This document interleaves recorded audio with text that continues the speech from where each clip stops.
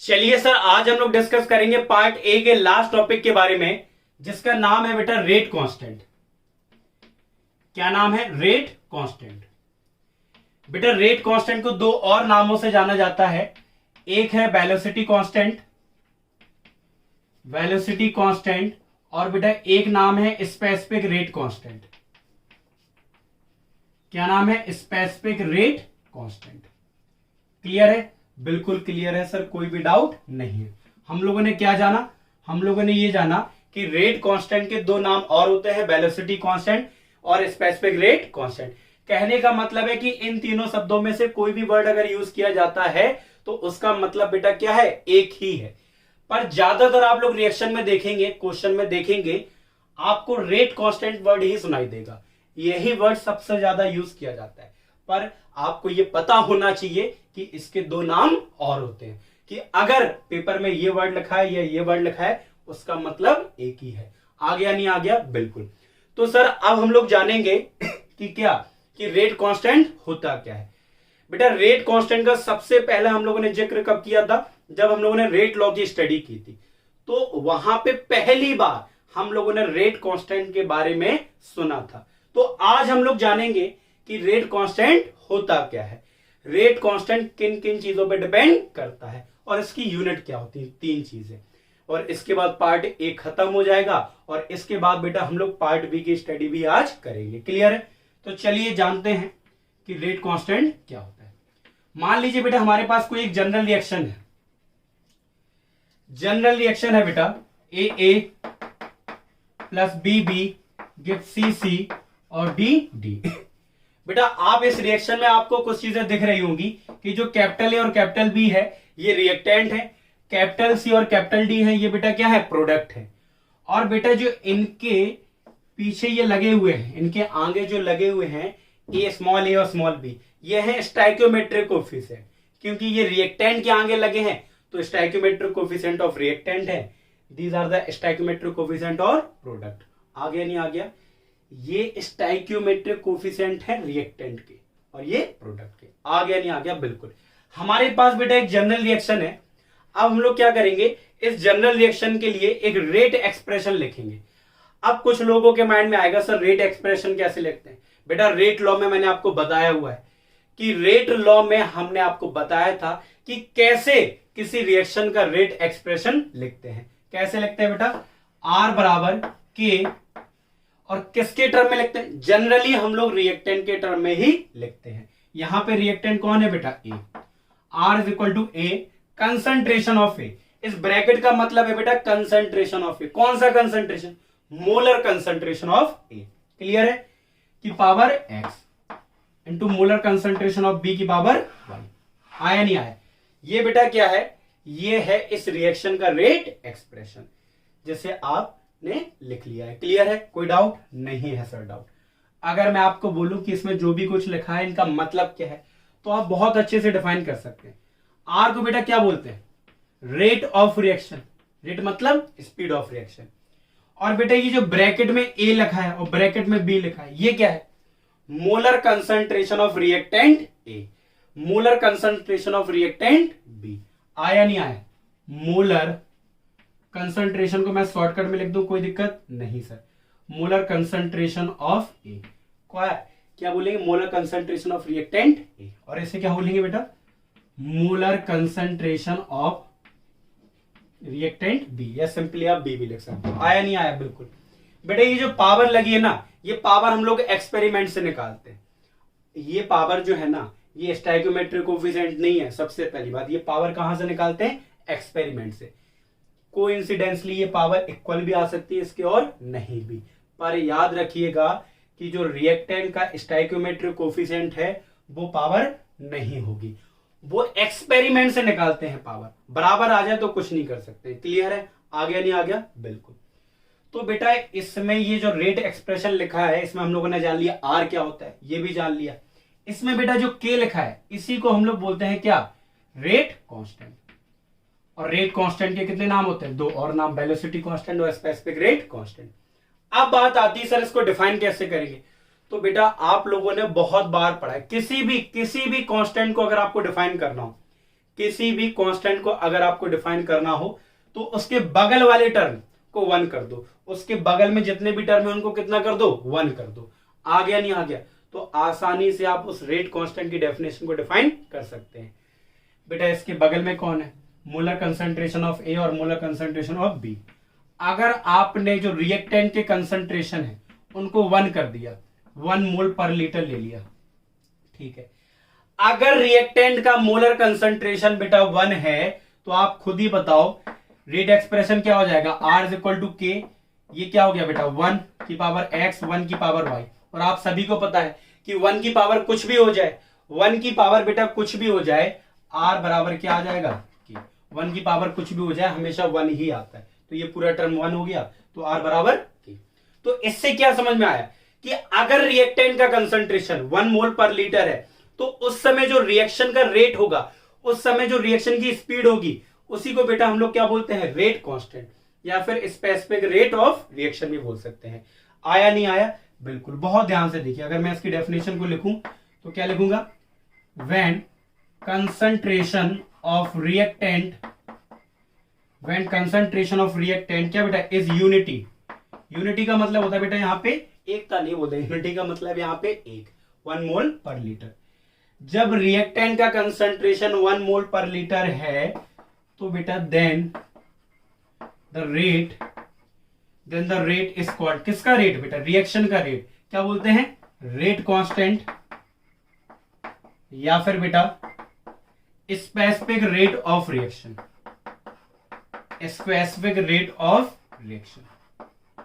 Clear है? बिल्कुल।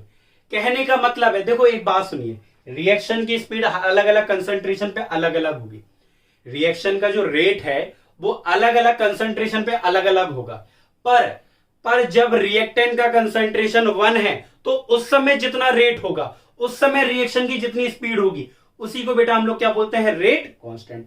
आया नहीं आया? या फिर उसको हम लोग, उस रेट की वैल्यू को हम लोग क्या बोलते हैं, स्पेसिफिक रेट ऑफ रिएक्शन। तो एक्चुअली बेटा जो रेट कांस्टेंट है ना, ये एक्चुअल में रेट ही है, पर ये कौन सा रेट है, जब रिएक्टेंट का कंसंट्रेशन 1 हो जाए। तो एक बात, जिन फैक्टर पे रेट ऑफ रिएक्शन डिपेंड करता है और उन्हीं फैक्टर पे जनरली हमारा कौन डिपेंड करेगा, रेट कांस्टेंट। तो चलिए सर जान लेते हैं कि जो हमारा रेट कांस्टेंट है उसकी वैल्यू किस पे डिपेंड करती है। जो वैल्यू ऑफ के है, वैल्यू ऑफ के किस पे डिपेंड करती है। देखो पहली चीज बेटा, नेचर ऑफ रिएक्टेंट। अगर रिएक्टेंट का नेचर चेंज होगा, मतलब रिएक्शन बदलेगी तभी तो रिएक्टेंट बदलेगा, बिल्कुल। अगर रिएक्शन चेंज होगी तो रेट कांस्टेंट भी क्या हो जाएगा बेटा, चेंज हो जाएगा। अलग अलग रिएक्शन के लिए अलग अलग रेट कांस्टेंट होता है। नेचर ऑफ रिएक्टेंट, बिल्कुल। दूसरा बेटा effect of temperature. Effect of temperature कहने का मतलब है कि अगर टेम्परेचर चेंज हुआ रिएक्शन का तो भी रेट कांस्टेंट की वैल्यू क्या हो जाएगी, चेंज हो जाएगी। टेम्परेचर चेंज होने पर बेटा रिएक्शन की स्पीड चेंज होती है, रिएक्शन का स्पीड मतलब रिएक्शन का रेट चेंज होता है, और रिएक्शन का अगर रेट चेंज होगा तो रेट कांस्टेंट भी चेंज होगा, क्योंकि रेट कांस्टेंट भी एक टाइप का रेट ही है। आ गया नहीं आ गया? बिल्कुल आ गया। एक पे और डिपेंड करता है बेटा, कैटलिस्ट। बेटा कैटलिस्ट के आने से आप सभी अभी आगे पढ़ेंगे कि कैटलिस्ट के आने से रिएक्शन की स्पीड चेंज होती है, रिएक्शन का रेट चेंज होता है। अगर रिएक्शन का रेट कैटलिस्ट के आने से चेंज हो रहा है तो रेट कांस्टेंट भी क्या होगा बेटा, चेंज होगा। तो आया समझ में? क्या आया कि हम लोगों ने जाना कि रेट कांस्टेंट क्या होता है। क्या जाना? एक जनरल रिएक्शन लिखी, उसके लिए रेट एक्सप्रेशन लिखा, और मैंने बोला कि अगर रिएक्टेंट का कंसंट्रेशन 1 हो जाए तो उस समय जो रिएक्शन का रेट होगा उसी को बेटा हम लोग रेट कांस्टेंट या स्पेसिफिक रेट ऑफ रिएक्शन बोलते हैं।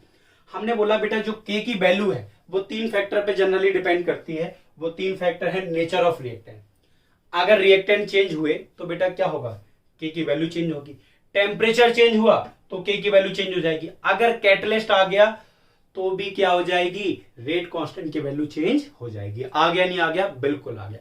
अब एक टॉपिक के बारे में और बात कर लेते हैं इसी के अंदर का, रेट कांस्टेंट की यूनिट के बारे में। रेट कांस्टेंट की यूनिट के बारे में बेटा बहुत ध्यान से देखिए। रेट कांस्टेंट की जो यूनिट है वो अलग अलग ऑर्डर के लिए अलग अलग होती है। आप कहेंगे कि ऑर्डर ऑफ रिएक्शन क्या होती है, ये हम लोग पार्ट बी का पहला टॉपिक है, वहां हम लोग डिटेल में डिस्कस करेंगे। बस इतना याद रख लीजिए कि क्या कि जो रेट कांस्टेंट की यूनिट है वो अलग अलग ऑर्डर ऑफ रिएक्शन के लिए अलग अलग होगी। ऑर्डर ऑफ रिएक्शन क्या होता है इसको हम लोग पार्ट बी में आज ही हम लोग डिस्कस करेंगे। क्लियर है बेटा? चलिए तो पहले हम लोग डिस्कस कर लेते हैं यूनिट ऑफ के के बारे में। चलिए सर अब हम लोग बात करते हैं यूनिट ऑफ के बारे में। के बेटा क्या है? के यहां पे क्या होता है? रेट कांस्टेंट होता है। के को बेटा क्या बोलते हैं? Rate constant. तो रेट कांस्टेंट की यूनिट क्या होती है उसके लिए बेटा सबसे पहले एक जनरल फॉर्मूला हम लोग ड्राइव कर लेते हैं। और मैंने बोला क्योंकि जो यूनिट ऑफ रेट कांस्टेंट है वो अलग अलग ऑर्डर के लिए अलग अलग होती है, इसलिए हम लोग क्या कर लेते हैं, एक कॉमन रिएक्शन के लिए एक क्या करते हैं, जनरल फॉर्मूला ड्राइव कर लेते हैं और उससे किसी भी ऑर्डर के लिए हम लोग यूनिट ऑफ के निकाल सकते हैं। मान लीजिए बेटा कोई एक रिएक्शन है ए गिव्स पी, इसमें रिएक्टेंट ए है और प्रोडक्ट पी है। अगर बेटा मैं इसका रेट एक्सप्रेशन लिखूं तो क्या होगा, R इज इक्वल टू के, ए की पावर बेटा कितना, n, और यहां पे जो n है ना बेटा यही है ऑर्डर ऑफ रिएक्शन। n क्या रिप्रेजेंट करता है, n रिप्रेजेंट करता है ऑर्डर ऑफ रिएक्शन। क्या होता है सर, इसको अभी हाल ही में हम लोग पढ़ने वाले हैं, बस अभी इतना याद रखिए कि जो पावर है इसी को क्या बोलते हैं, ऑर्डर ऑफ रिएक्शन। आ गया नहीं आ गया? बिल्कुल ध्यान से देखिए बेटा, रेट की यूनिट क्या होती है ये आप सभी को पता है। रेट की यूनिट क्या होती है आप सभी को पता है, क्या होती है बेटा, मोल, लीटर इनवर्स और सेकंड इनवर्स। क्लियर है? ये आपको याद होनी चाहिए, हम लोग डिस्कस कर चुके हैं।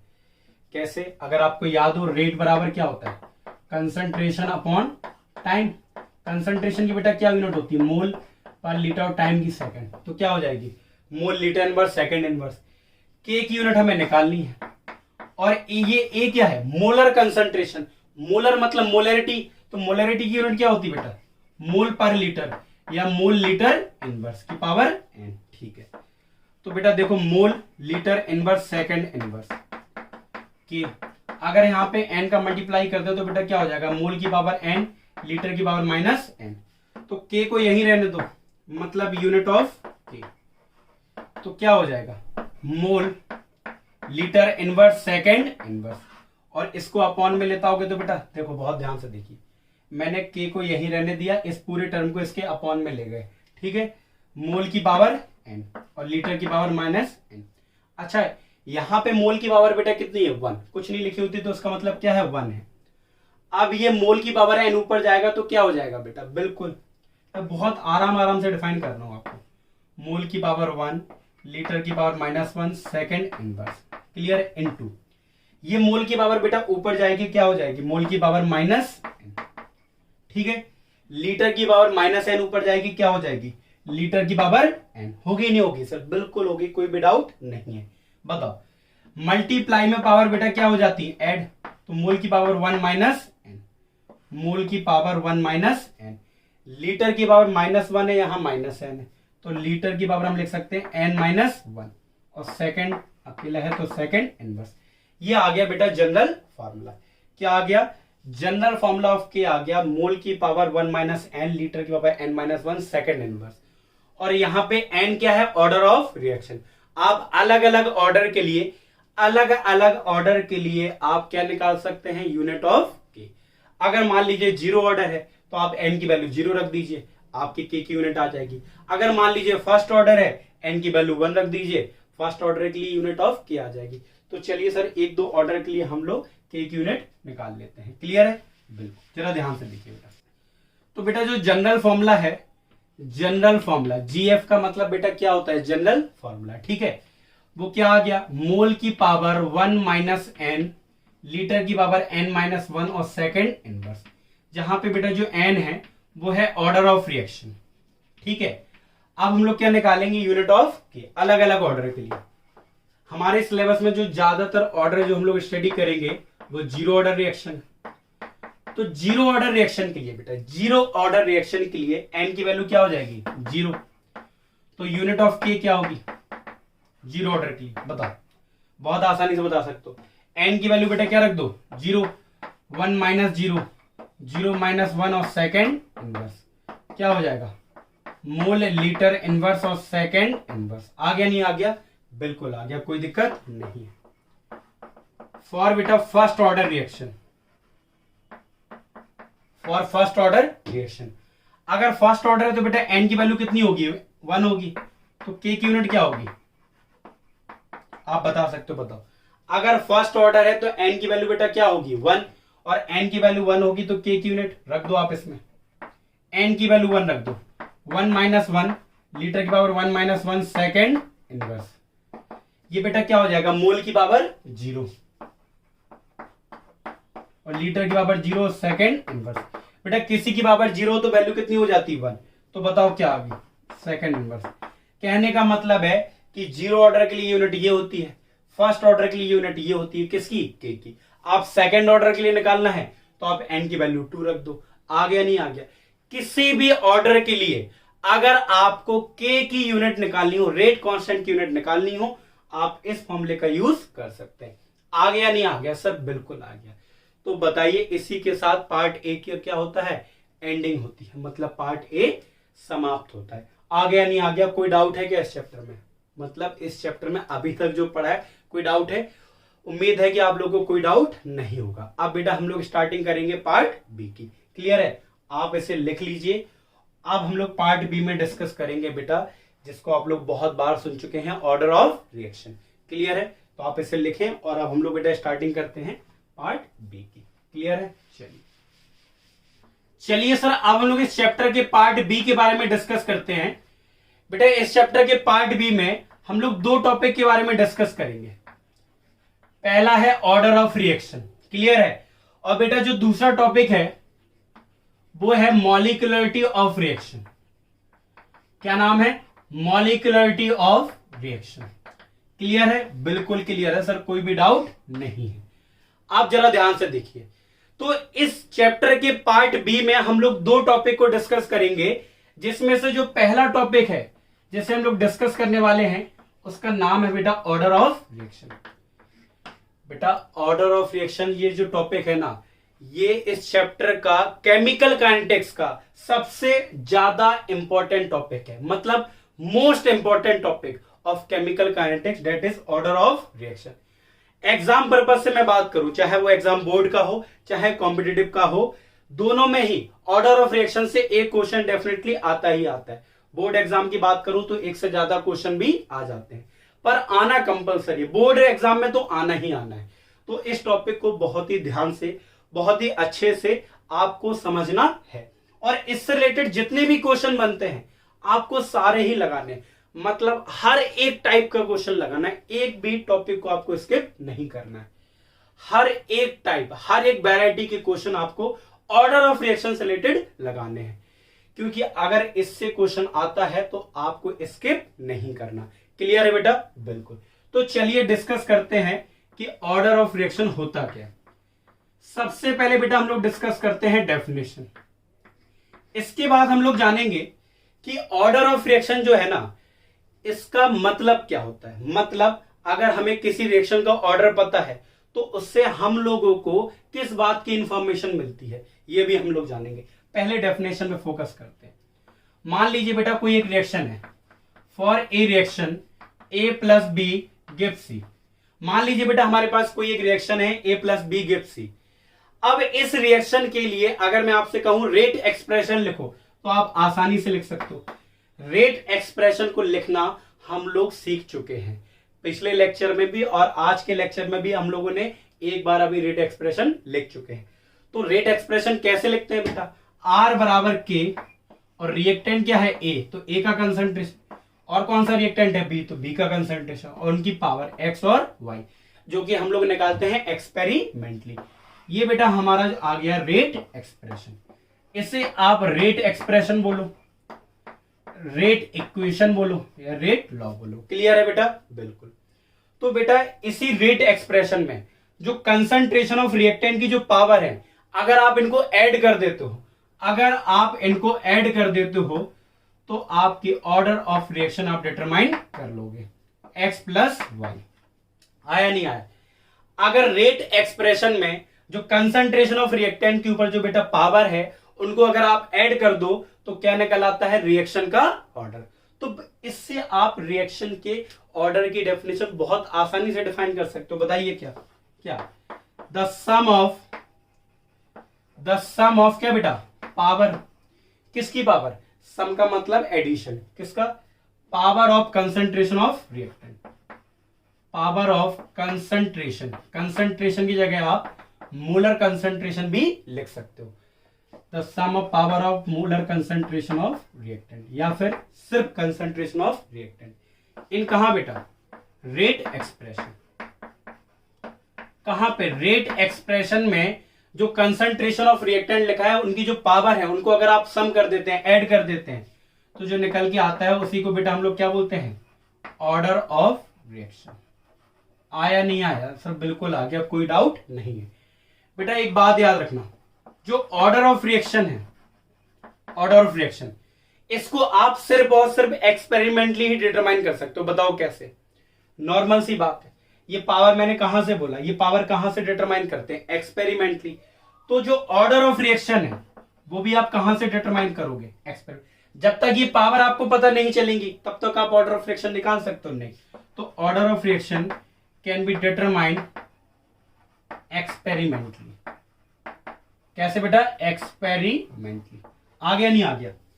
अच्छा बेटा, जो ऑर्डर ऑफ रिएक्शन है, ऑर्डर ऑफ रिएक्शन वो जीरो भी हो सकता, can be zero, positive, negative और इन फ्रैक्शन। मतलब जो बेटा ऑर्डर ऑफ रिएक्शन की जो वैल्यू है वो जीरो भी हो सकती है, पॉजिटिव भी हो सकती है, नेगेटिव भी हो सकती है और फ्रैक्शन भी हो सकती है। आ गया नहीं आ गया, बिल्कुल आ गया। पर एक बात याद रखिएगा, ओवरऑल ऑर्डर जो होता है, अगर आप ओवरऑल ऑर्डर निकालोगे वो हमेशा पॉजिटिव होगा, हमेशा पॉजिटिव होगा। इस बात को आप याद रखिएगा। जीरो हो सकता है, ओवरऑल ऑर्डर जनरली पॉजिटिव होगा या जीरो होगा, नेगेटिव चांसेस नहीं होंगे। क्लियर है बेटा। एक बात और, सर ओवरऑल ऑर्डर क्या होता है, जरा ध्यान से देखिए बेटा। यहां पे ये R इज इक्वल टू के ए की पावर एक्स लिखा है, तो ये जो x लिखा है बेटा ये भी ऑर्डर है, ये जो y लिखा है ना ये भी एक ऑर्डर है। पर ये जो x लिखा है ये कौन सा ऑर्डर है, order of, order with respect to A. मतलब a के रिस्पेक्ट में ऑर्डर कितना है, x है, b के रिस्पेक्ट में ऑर्डर कितना है, y। अगर मैं बात करूं ओवरऑल ऑर्डर ऑफ रिएक्शन, तो आप पावर को ऐड कर दोगे, पावर को क्या कर दोगे बेटा, ऐड, तो आपकी ओवरऑल ऑर्डर ऑफ रिएक्शन निकल आएगी।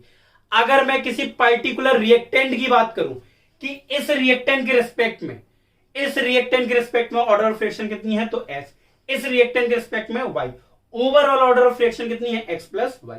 आ गया नहीं आ गया। तो ओवरऑल ऑर्डर जो बोला वो हमेशा पॉजिटिव होगा, जीरो हो सकता है और पॉजिटिव हो सकता है। आ गया नहीं आ गया सर, बिल्कुल कोई डाउट नहीं है। अच्छा एक बात और, जरा ध्यान से।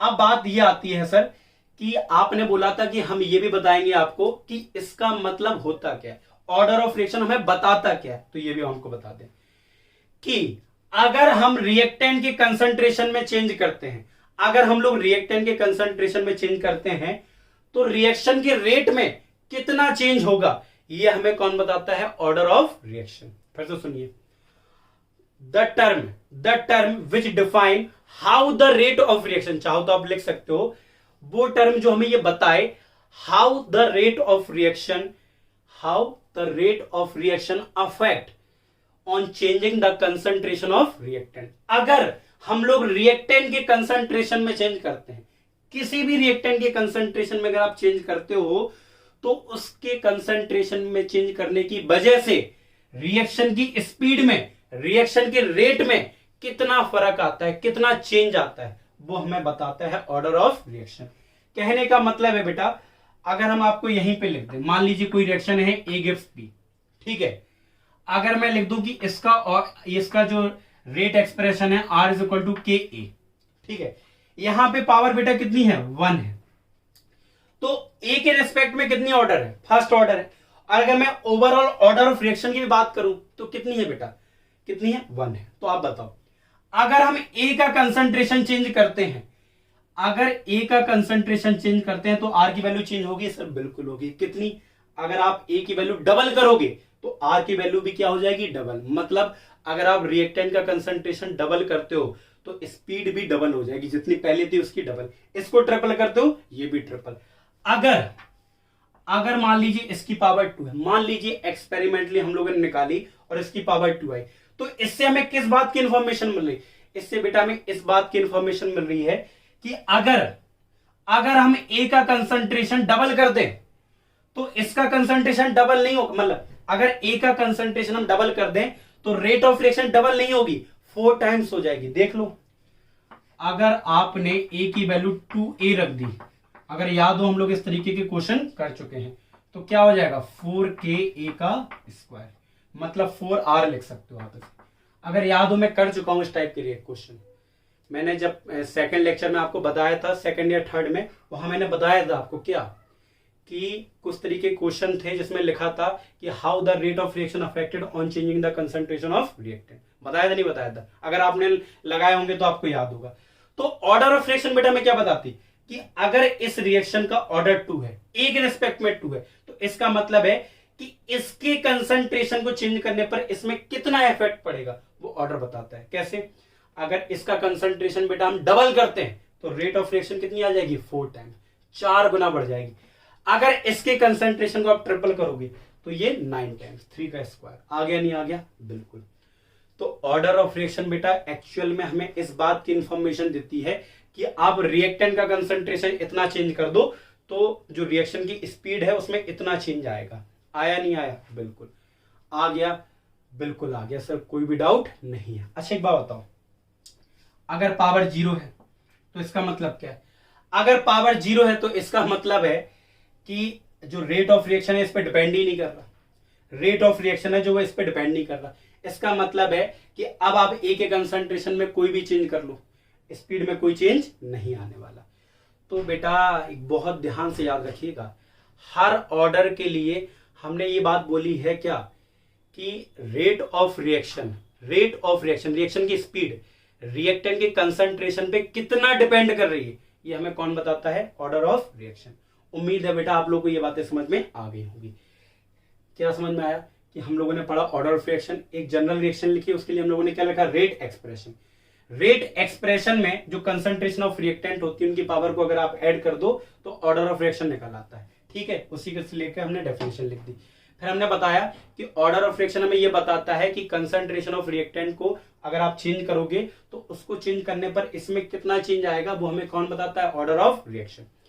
ऑर्डर ऑफ रिएक्शन को बेटा कैसे निकालते हैं? एक्सपेरिमेंटली। इसकी वैल्यू 0 भी हो सकती है, नेगेटिव भी हो सकती है, पॉजिटिव भी हो सकती है और फ्रैक्शन भी हो सकती है। आया नहीं आया? बिल्कुल आ गया सर, कोई भी डाउट नहीं। अब बेटा क्या पढ़ेंगे?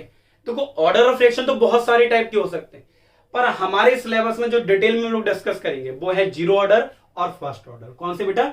जीरो ऑर्डर और फर्स्ट ऑर्डर। तो चलिए अब हम लोग डिस्कस करेंगे जीरो ऑर्डर के बारे में। क्लियर बेटा? चलिए आप इसे लिख लीजिए।